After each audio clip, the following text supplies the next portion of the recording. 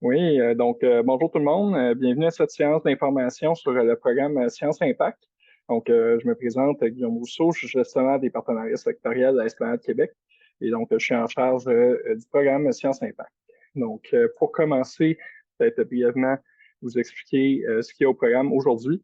On a la présentation du contexte du programme, les critères d'admissibilité, les critères d'évaluation, le processus de sélection, ainsi que le témoignage d'une récipiendaire, les dates à retenir et remerciements et questions. Pour commencer, la présentation du contexte, c'est un programme qui est lancé par Esplanade Québec et les fonds de recherche du Québec qui vise à favoriser la collaboration entre les entreprises innovantes, les startups et le milieu de la recherche. Sont admissibles au programme des startups d'impact qui souhaitent réaliser un projet de recherche. Il va y avoir deux volets principalement qu'on va pouvoir vous expliquer, qui sont les volets d'initiation et de renforcement. Pour ce qui est de l'Esplanade Québec, dans le fond, nous, on est un accélérateur d'entreprises d'impact à Montréal. On se spécialise dans l'accompagnement des startups qui ont un impact positif sur l'environnement ou la société. Et on concentre nos champs d'activité dans les domaines de la santé, de l'environnement et des changements climatiques et des systèmes alimentaires. Notre accompagnement, il se présente au cours de trois types de programmes. On a des programmes en format cohorte qui sont collision et accélération, programmes en format individuel qui sont plus transformation et les webinaires pour entrepreneurs. De ce côté-là, c'est pas mal ça. Peut-être je vais céder la parole à Marie-Pierre pour les fonds de recherche du Québec, peut-être juste pour qu'elle puisse se présenter brièvement. Oui, bonjour. Donc, c'est Marie-Pierre Cossette, directrice au Grand Défi de Société au Fonds de recherche du Québec. Je suis là avec Émilie Rochette. Si Émilie, tu peux nous faire un petit coucou. Mm. Oui, bonjour. Elle est responsable de programme donc pour la partie Esplanade Québec, notre partenariat avec Esplanade Québec.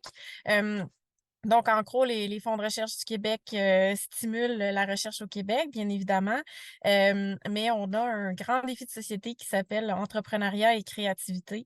Donc, on a tout de suite voulu faire, dès le début de ce défi-là en 2017, on a voulu faire des choses en entrepreneuriat scientifique, mais aussi dans le maillage entre les entreprises et le milieu académique, universitaire, de la recherche. Donc, c'est la raison pour laquelle on est ici aujourd'hui. Je te redonne la parole, Guillaume. Merci beaucoup, Marie-Pierre. J'ai aussi oublié de présenter ma collègue Laure Pinchot, qui est à l'Esplanade avec moi, qui s'occupe également du programme avec moi. Laure, si tu veux juste dire bonjour. Bonjour. Parfait. Pour poursuivre, je vais continuer avec les critères d'admissibilité. C'est bien important pour être admissible, c'est important que vous portiez un projet entrepreneurial, peu importe la forme juridique. Votre entreprise peut être une Inc., une OBNL, une coop. On n'est pas limité sur la forme juridique que vous avez. La personne candidate et la majorité de son équipe, dont la personne fondatrice, doivent être domiciliées au Québec. C'est particulièrement important comme on cherche à avoir un impact au Québec et que les retombées soient situées au Québec. Ensuite, vous ou un membre de votre équipe ne doivent pas être un chercheur, une chercheuse ou un professeur affilié à une institution de recherche québécoise. Comme le but, c'est de créer un maillage entre les entrepreneurs et les chercheurs, bien, naturellement, on ne cherche pas nécessairement à financer directement quelqu'un qui est issu du milieu de la recherche.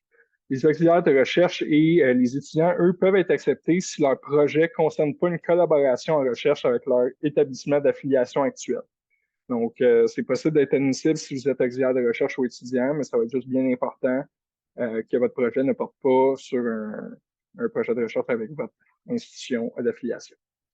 Votre entreprise doit avoir été immatriculée le 5 novembre 2018 ou après. Dans le fond, c'est moins de 5 ans, dans le fond, depuis la date de fin de mise en candidature.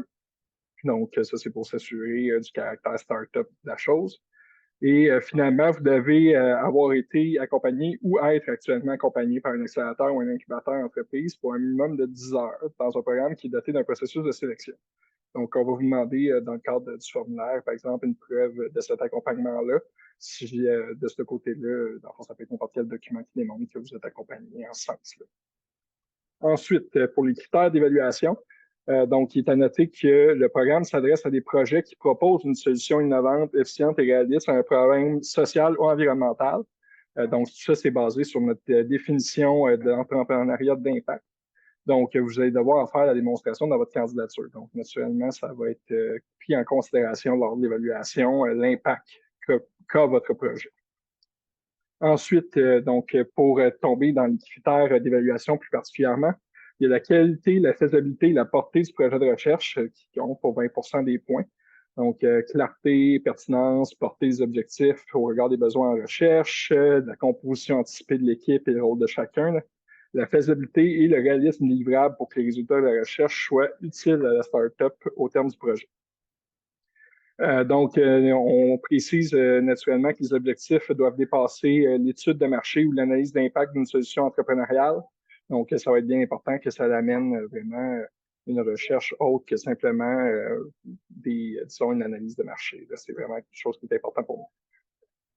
Ensuite, il y a de la stratégie de collaboration. Donc, c'est vraiment important de bien définir comment vous envisagez un véritable maillage entre les milieux de la recherche et de l'entrepreneuriat.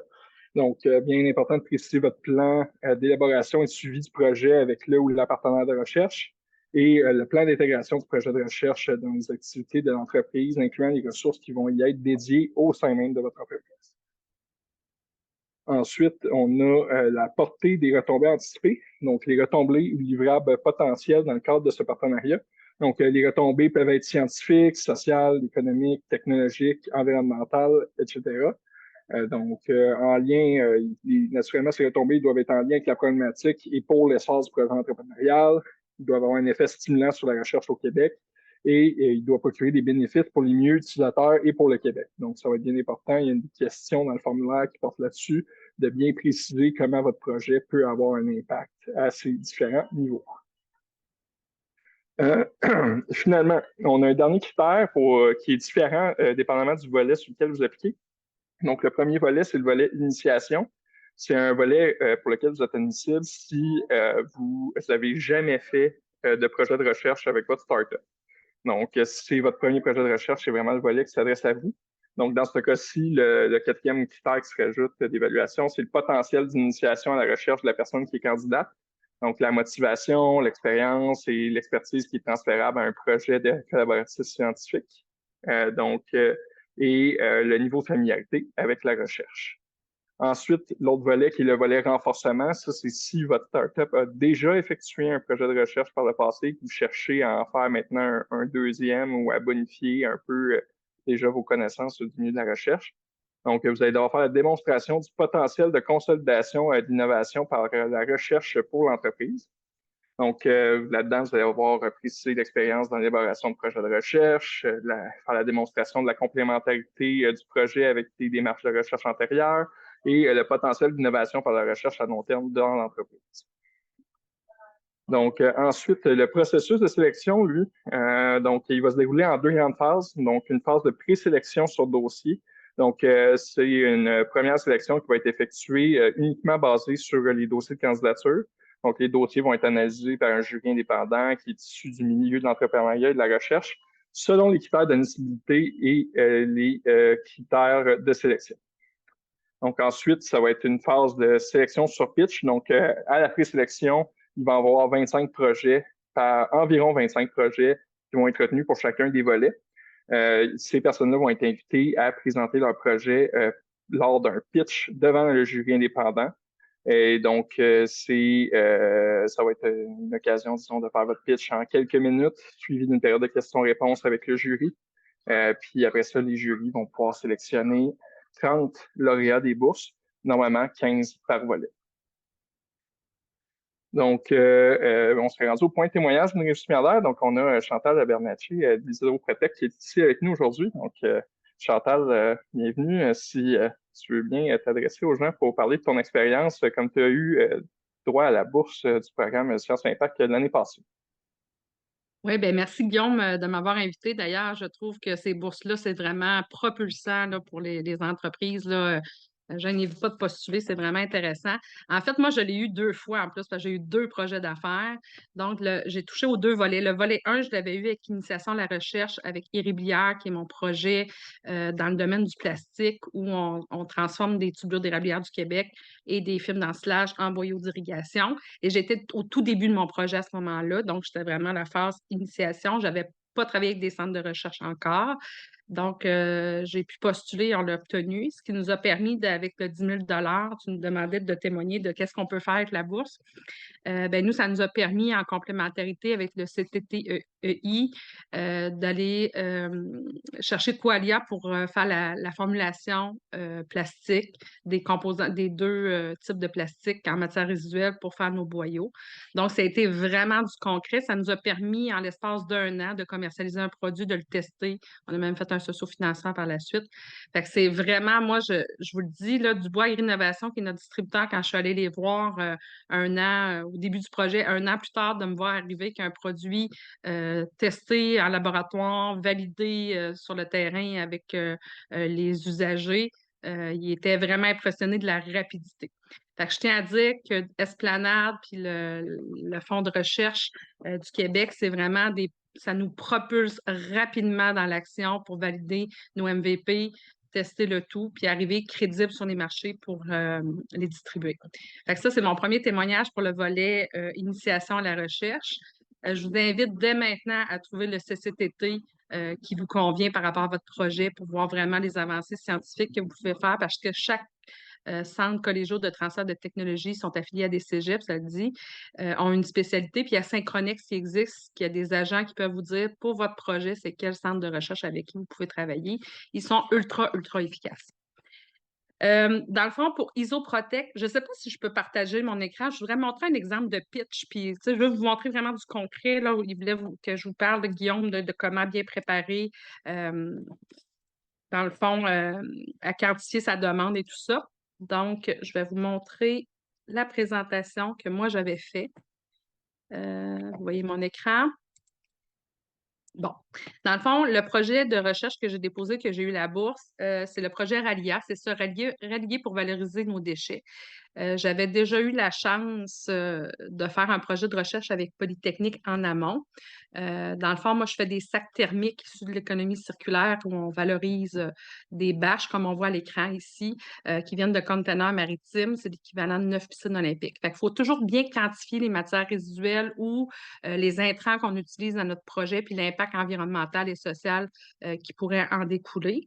Et ce qui était intéressant, c'est que j'avais aussi la collaboration d'une autre entreprise qui est la Sonde, qui voulait mettre en commun leurs matières résiduelles d'aluminium et de plastique pour faire des panneaux structurants pour structurer mes propres sacs. En économie circulaire, le meilleur client de nos déchets, c'est souvent nous-mêmes. C'est Marianne Coquelicot, une experte dans ce domaine-là, qui m'avait inspiré ce projet-là.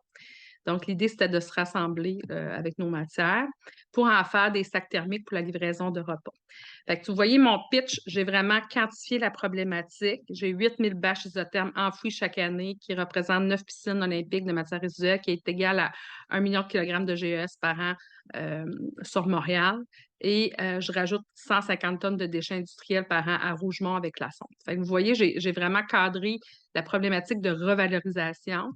Par la suite, la solution qui vient avec pour structurer ces sacs. Normalement, moi, j'utilise des panneaux de Coroplast en réemploi. Je favorise toujours le réemploi. Par contre, quand on fait le réemploi, on n'a pas un approvisionnement stable. Fait qu'il faut toujours avoir un plan B.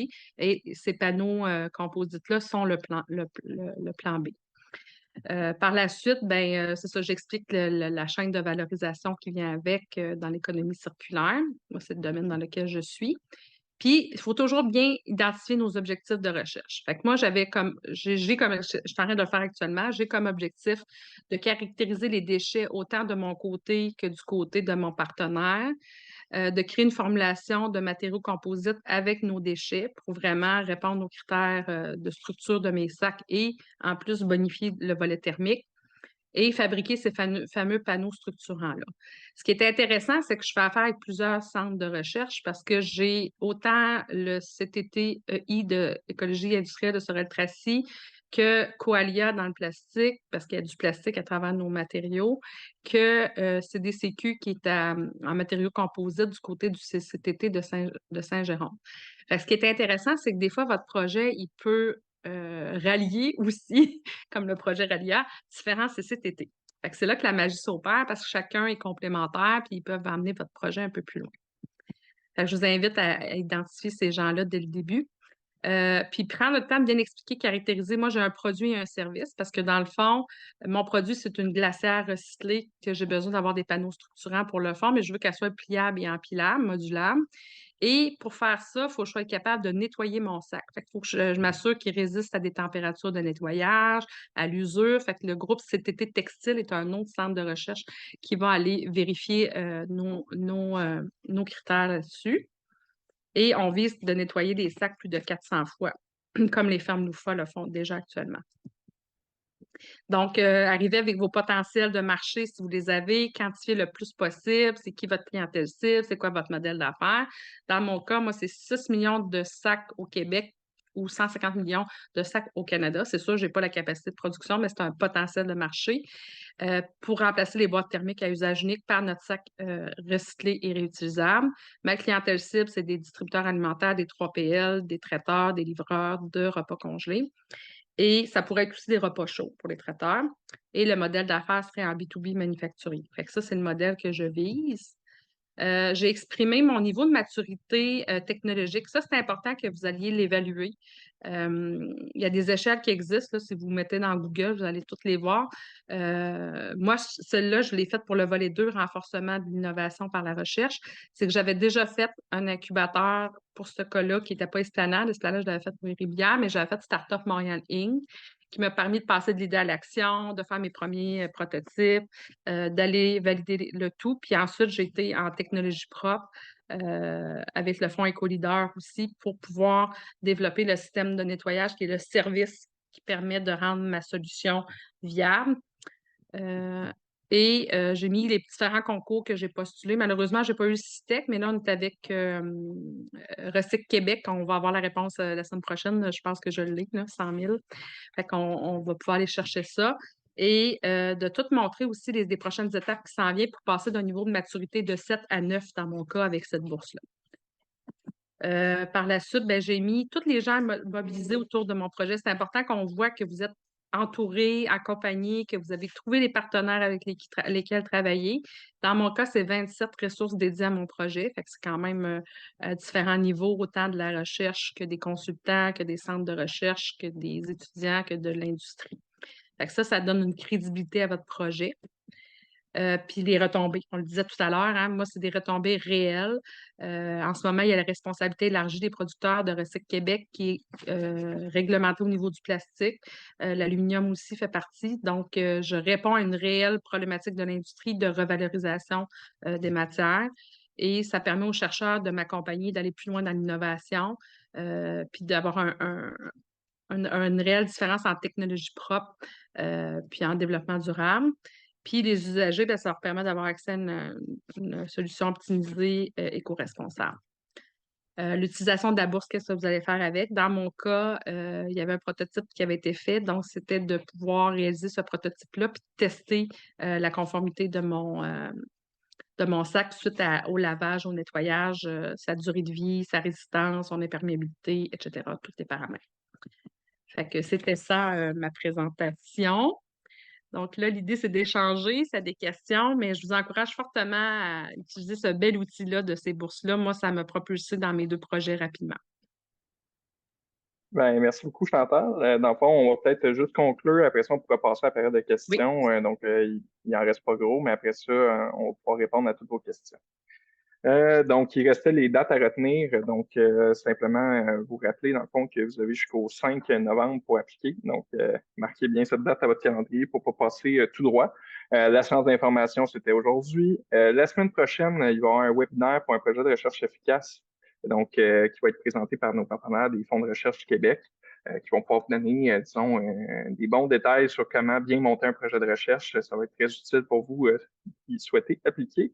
La présélection va avoir lieu en décembre 2023, suivie d'une séance de coaching pour les dossiers présélectionnés pour bien préparer le pitch et finalement le jury final qui aura lieu en février 2024.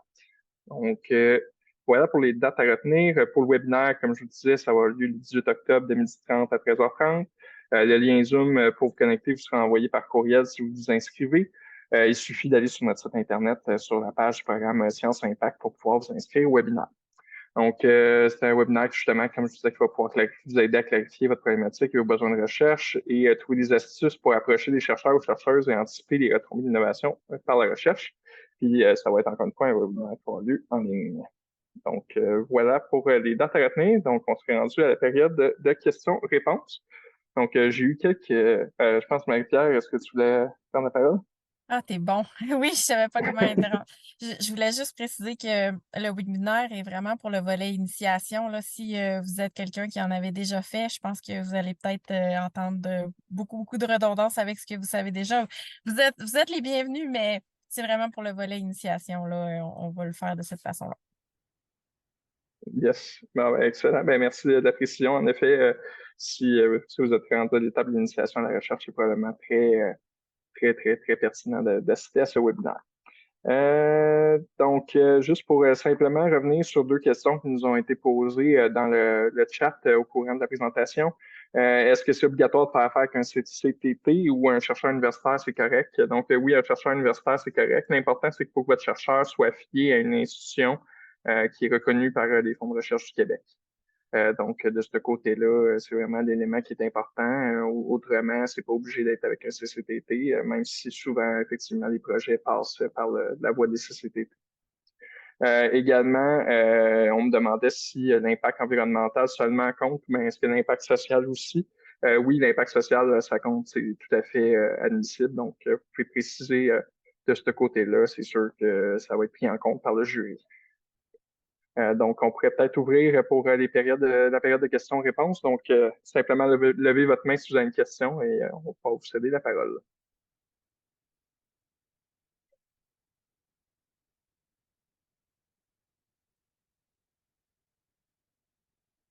Bon, je vois aussi en attendant qu'on a encore quelques questions qui ont été posées dans le chat. Mais OK, Fiona, oui, tu peux y aller.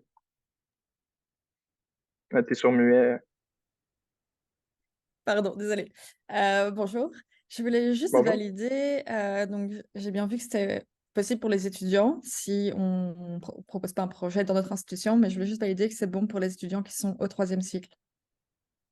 Oui, Ok. c'est admissible. C'est comme on dit, l'important, c'est que ce soit pas avec votre institution de recherche avec Ouais, laquelle vous c'est êtes ça. affilié, donc pas vraiment que ce soit à l'extérieur. Ça, c'est pour éviter que la bourse, finalement, serve, par exemple, à faire un doctorat pour quelqu'un qui est déjà là ou quoi que ce soit. Là. C'est Ouais. pour ça qu'on garde une distinction. Oui, Marie-Claire?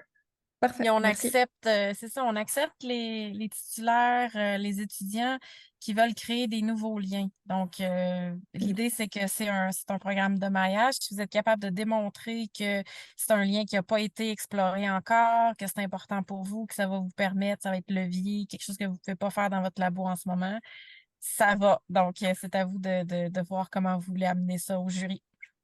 Parfait, merci beaucoup. Ça fait plaisir. Donc, on me demande est-ce que le 10 000 doit absolument mener à un livrable final?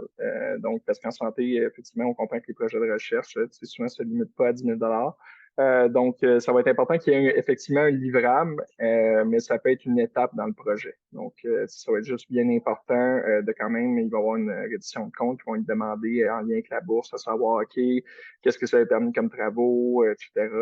Va falloir s'assurer de bien définir comme une étape dans laquelle il va y avoir un livrable qui est associé, mais vous pouvez avoir un projet qui est, lui, plus large, qui va plus loin, disons, que la bourse de 10 000 Est-ce que une copie de la présentation du programme va vous être envoyée? Oui, ça, il n'y a pas de problème. On va pouvoir la partager prochainement. Dans les prochains jours, on pourra vous la faire parvenir par courriel de ce côté-là. Oui, j'essaie de voir s'il y avait d'autres questions dans le chat.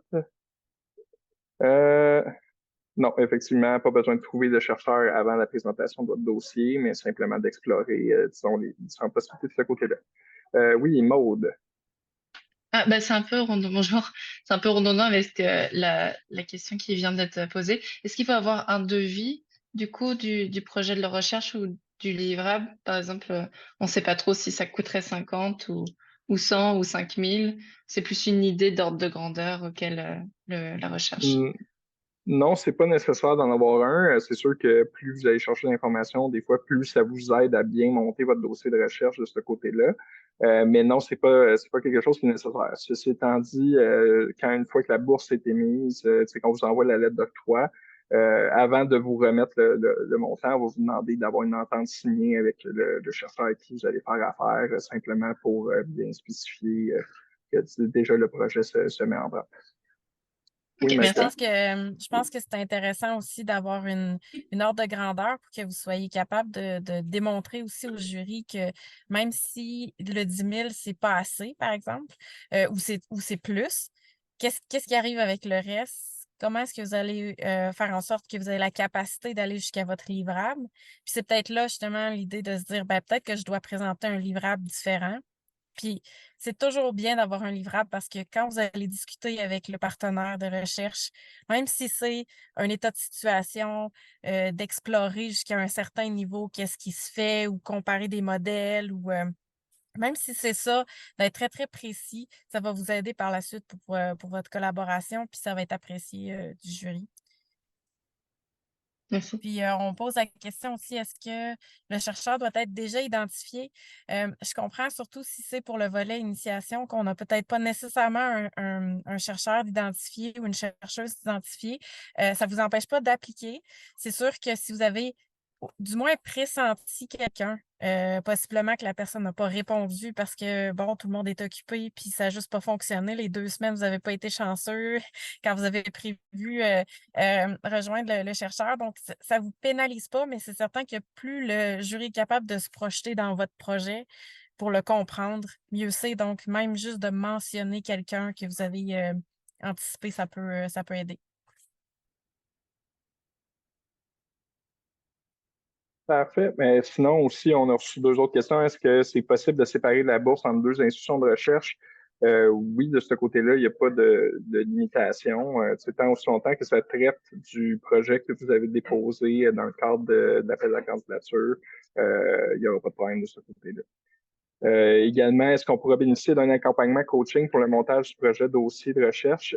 Donc, le webinaire de la semaine prochaine, je pense, pour ceux qui spécifient dans la question, pour ceux qui ne sont pas scientifiques, chercheurs, le webinaire de la semaine prochaine va pouvoir vous être d'une grande aide pour vous donner des bons alignements sur comment monter votre projet de recherche de ce côté-là. Mais le montage financier et tout ça aussi, les chercheurs-chercheuses ou le CCTT sont très, très habitués de les faire. Donc, ça va être vraiment avec eux que vous allez être capable de déterminer. Vous allez avoir des choix aussi. Vous allez comprendre s'il y a des taxes, si c'est une bourse qui peut être donnée sans taxe à une étudiante ou un étudiant. Donc, beaucoup vous fiez à votre partenaire si vous n'êtes pas très familier avec le domaine de la recherche. Mais n'hésitez pas à nous poser des questions aussi de notre côté. Puis si on peut vous aiguiller, là, il n'y a pas de problème. Oui, Oui, puis si je on peux demande. compléter, Guillaume. Oui, vas-y, Chantal. Si je peux compléter, moi, le truc que je fais, c'est que je vais dans le formulaire, puis je vais prendre toutes les questions d'avant, je me les mets dans un fichier Word, puis là, je prends le temps de le monter comme il faut avec mes partenaires. Fait que ça aide beaucoup. Puis à la fin, tu peux faire copier-coller. Je pense que je mettais un peu du n'importe quoi pour avancer dans les questions, là, parce que je reviens dessus après de toute façon. Là. Je sais pas si, je me rappelle plus s'il fallait qu'on mette de quoi dans les cases pour avancer dans le formulaire. Je pense que oui. Mais tu sais, vous mettez quelques lettres, puis là, vous prenez toutes les questions. Puis les questions sont, en tout cas, je sais pas si ça a changé, mais moi, quand je l'avais fait, c'est somme toute quand même assez facile à faire. Là. C'est pas, on te demande pas de faire une thèse de doctorat ou une revue de littérature complète. Là, ayez pas peur là, de ce côté-là. Là. C'est très accessible. Puis vous devriez bien vous en sortir. Cette année, on a mis un document PDF avec l'ensemble des questions au début du formulaire. Donc, il suffit de C'est cliquer encore sur le mieux. lien pour y avoir accès. Ça va vous faciliter le travail, justement, si vous voulez préparer vos réponses en amont et pas être obligé de mettre les fausses réponses pour être capable d'aller voir c'est quoi la réponse de la question d'après. Là. Donc, de ce côté-là, ça a été monté. Sinon, pour ceux qui ont déjà vu l'appel à projet qu'il y avait eu l'année passée, on a rajouté certains critères, par exemple, sur le nombre de caractères pour créer aussi une certaine équité entre les différentes personnes qui répondent au formulaire. On me demandait quel webinaire la semaine prochaine.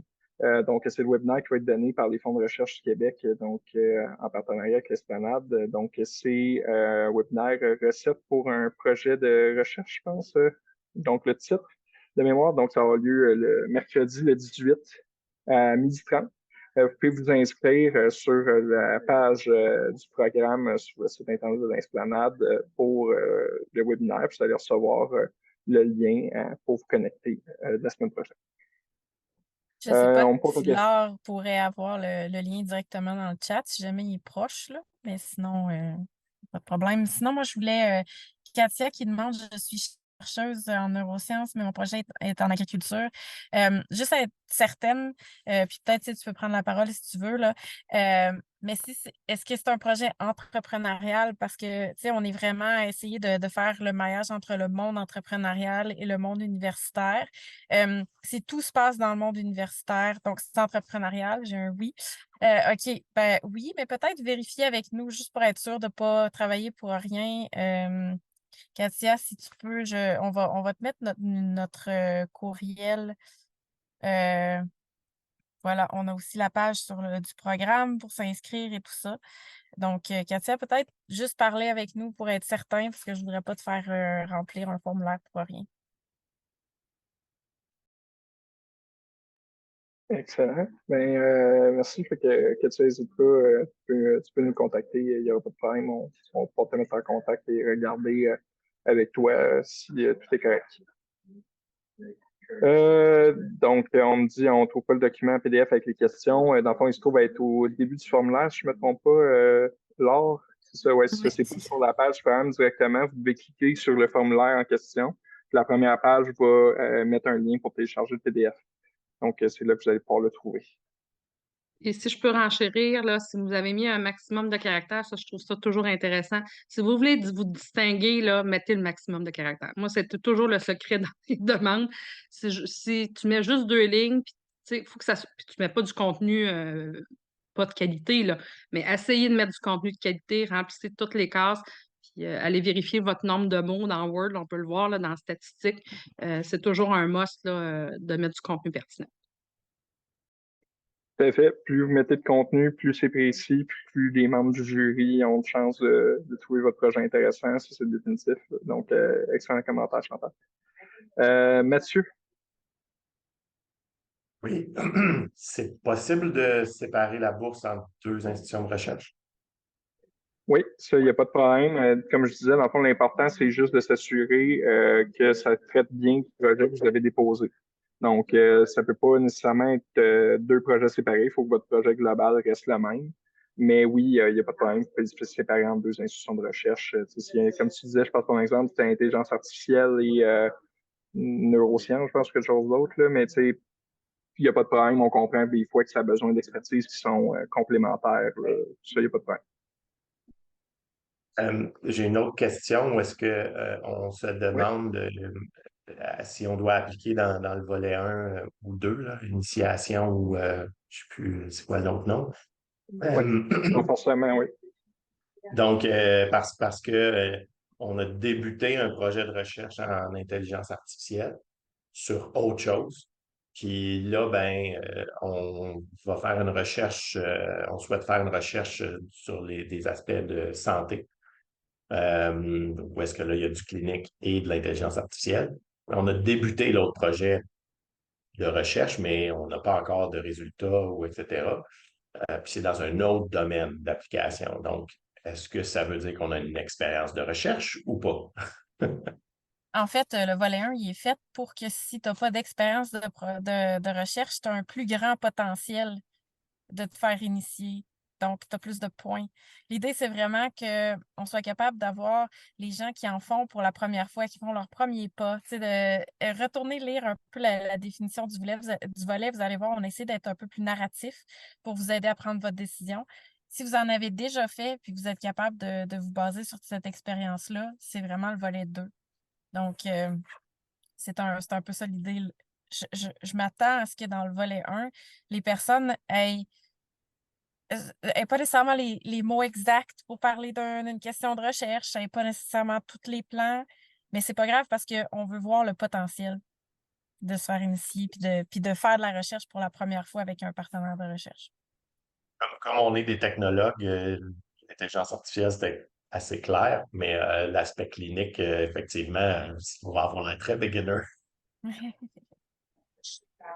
On comprend tout à fait. Puis, c'est juste essayer d'utiliser votre expérience en recherche là-dessus pour bien démontrer que vous avez déjà une expérience là-dessus puis que ça sert bien, en fait, ce nouveau projet pour renforcer vos connaissances du milieu puis votre maillage avec le milieu. Donc, que vous explorez une nouvelle branche, mais qui est basée sur ce que vous avez déjà fait, ça rentre pas mal dans le volet 2, dans les objectifs du volet 2 du programme, là, de ce C'est côté. pas du tout basé sur ce qu'on a fait, justement. Donc, À je vous de pose la juger. question. On vous laisse Ouais. juger puis Ok. voir comment vous voulez convaincre notre jury que vous êtes dans le bon volet. Ouais. Merci Mathieu. Équipe Codef. Oui, bonjour. En fait, j'ai plusieurs questions. La première question, c'est, j'ai vu ça passer, mais juste pour confirmer, on peut avoir un chercheur universitaire, bien des chercheurs universitaires qui travaillent sur le projet-là. Oui, aucun problème. L'important, c'est qu'il soit auprès d'une institution qui était reconnue par des fonds de recherche du Québec. Puis avec un Ok. 10 000 ce qu'on envisage la plupart du temps, c'est soit d'avoir un étudiant ou une étudiante qui a de son temps qui est attribué au projet. Donc, ça devient une espèce de bourse étudiante. Donc, c'est un peu, soit on voit des CCTT ou soit on voit un peu ça, là, des instituts de recherche qui sont intéressés puis qui mettent à profit pendant quelques mois une étudiant ou une étudiante. Donc, ça, c'est quelque chose qui a très bien fonctionné dans le passé. OK. Est-ce que, par exemple, on peut mixer ça avec, enfin, mélanger ça, pardon, avec une bourse mixte? Faut faire attention parce que l'argent ne peut pas servir à aller pallier votre argent privé, là. Donc, OK. vous pourriez avoir un projet où vous devriez expliquer clairement la complémentarité. Donc, c'est-à-dire, vous prenez de votre propre argent, vous allez vous chercher un stagiaire mi-taxe qui fait une chose X, puis en parallèle, vous prenez un 10 000 pour un étudiant ou une étudiante dans l'autre institut qui fait autre chose, qui fait Y, et les deux ensemble vous permettent d'avoir un projet. Mais il faut vraiment les garder séparés dans votre montage financier parce que vous allez probablement vous faire refuser mi-taxe. Donc, mais et de la manière que je l'ai expliqué, ça marche, c'est conforme. Donc, on peut revoir le montage financier avec vous là, si jamais vous avez des questions. OK. Ça, c'est bon, parfait, merci. Deuxième question, je pense. Est-ce que ça doit être forcément de la recherche en sciences dites dures, comme justement on parle d'IA, technologie, ou bien tout ce qui est sciences humaines, psychologie et autres peut fonctionner aussi? Les fonds de recherche, on est vraiment trois fonds. On croit en toutes les sciences, en toutes même l'art. Si vous aviez un processus artistique universitaire, ça pourrait compter aussi. Il n'y a pas de problème avec ça. Donc, peu importe le domaine, on pense que ça peut faire en sorte d'enrichir une entreprise à impact sociétal ou environnemental. OK, parfait, c'est bon. Et ma dernière question, c'est, on disait justement pour se qualifier, il faut avoir eu de l'accompagnement d'un incubateur, accélérateur, etc., etc. Puis moi, par exemple, en début d'année, j'ai eu l'accompagnement de l'incubateur civique de la Maison d'innovation sociale. Est-ce que ça qualifie? Parce qu'ils ne sont pas reconnus comme incubateurs forcément, mais c'est sûr qu'ils ont un programme d'incubation. Écoute, faudrait que je regarde. Je suis pas encore familier avec l'incubateur civique, mais je vais regarder ça et te revenir avec une réponse de ce côté-là. Si tu peux juste m'envoyer un courriel, je pourrais te revenir sur la question plus précisément. OK, parfait, je Est- t'envoie un courriel. Est-ce qu'il y a eu un processus de sélection pour faire Oui, partie? OK. oui, c'est une cohorte sur Ouais, 6 mois, mais avec une sélection, oui, tout le temps. ouais, OK. le Je connais principal pas. critère, c'est qu'il y a eu un processus de sélection, là, donc Oui. que ce soit donc de ce côté-là, normalement, moi je pense que ça va être bon, mais je veux juste faire mes vérifications de mon côté pour pas parler au travers de mon chapeau, là. Mais normalement, je pense que c'est correct. Mais fais rien que m'envoyer un courriel à Guillaume à commercial esplanade.québec, puis je OK, vais pouvoir te confirmer le tout de ce côté-là. OK, parfait. Merci beaucoup. Guillaume, je dois Merci à toi. quitter, mais je vous Oui. encourage tous à postuler et à clarifier vos projets avec soit Marie-Pierre ou Guillaume, mais vous êtes de très bonnes mains et bravo d'être aussi inclusif pour les entrepreneurs sur toutes les formes de projets et de sciences. Je trouve ça vraiment stimulant et aidant. Merci, Ben, merci beaucoup, Chantal. Chantal. Très Bye. apprécié. Salut. Oui, Katia. Oui, est-ce que vous m'entendez bien? Oui. Ok, bonjour. Donc, je me présente, je m'appelle Katia, je suis doctorante à l'Université de Montréal. J'étudie la neuroscience, enfin chercheuse à CRCHUM. Là, j'essaye d'implémenter un projet d'agriculture verticale que j'ai essayé d'implémenter d'abord dans mon pays. On a fait déjà plusieurs compétitions qu'on avait gagnées, mais après, j'ai déménagé ici. Et donc, comme étant chercheuse, déjà dans la neuroscience, là, ce qu'on essaye de faire avec mon partenaire, partenaire de travail, c'est qu'on essaye comme je vous ai dit, bah, c'est comme le système de l'UFA, etc. Mais on ne veut pas se focaliser sur ça, juste de la vente, mais aussi de la recherche concernant comment améliorer ces produits-là et comment tout le temps. Bref, c'est juste comment les améliorer, on va dire ça pour l'instant. Et donc, c'est ce que je voulais savoir. Est-ce qu'on est éligible, pardon, est-ce qu'on est éligible à ce programme-là? Puis, Merci. est-ce que votre partenaire est aussi chercheur? Non, lui, c'est un commerçant pur et dur. Lui, c'est genre, il a un diplôme en tout ce qui est maintenance industrielle, spécialité dans les champignons, etc. Donc, lui, c'est plus commerce qu'autre chose. Il n'y a que moi qui est chercheuse. Oui, oui, excellent. Ben, c'est à vous de voir qu'est-ce qui serait le mieux, mais peut-être que le partenaire qui est le moins familier avec la recherche pourrait appliquer. Puis ça vous empêche pas, là, vous êtes à l'Université de Montréal sur autre chose. Je comprends que c'est complètement détaché. Puis vous iriez chercher une collaboration avec un autre université ou un autre institut qui n'a pas de rapport avec les neurosciences. Donc, moi, que ce soit vous ou votre partenaire, je vois pas d'inquiétude.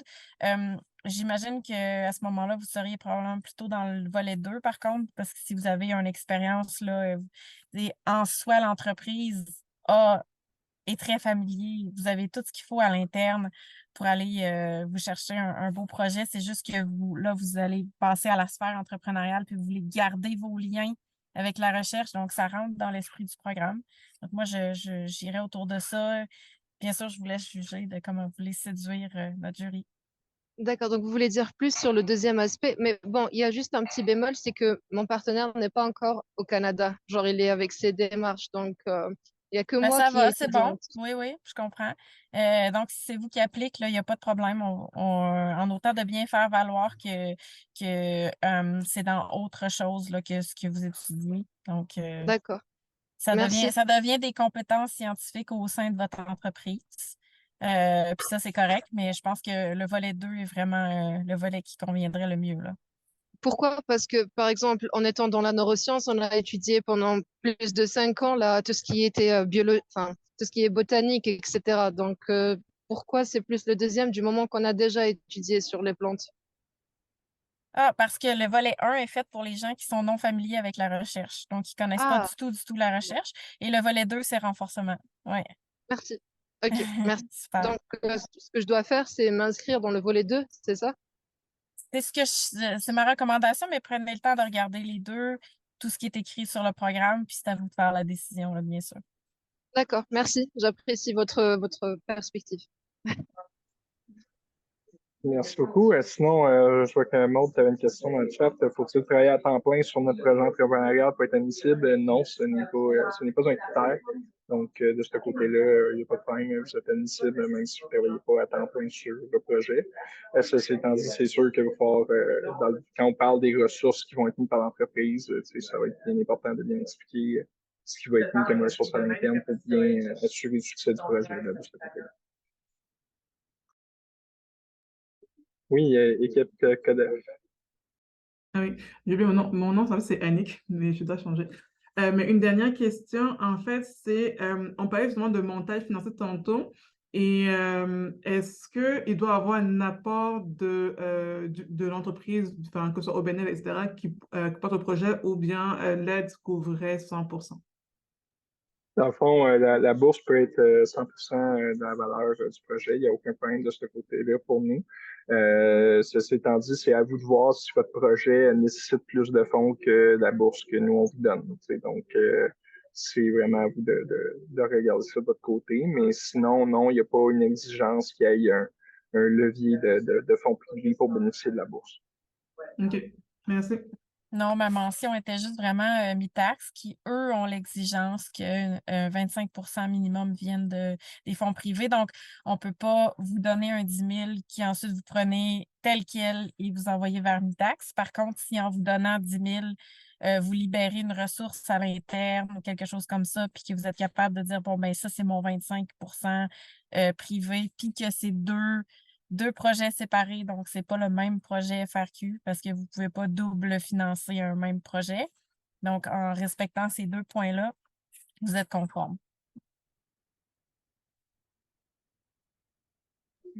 Merci beaucoup. Est-ce qu'il y avait d'autres questions?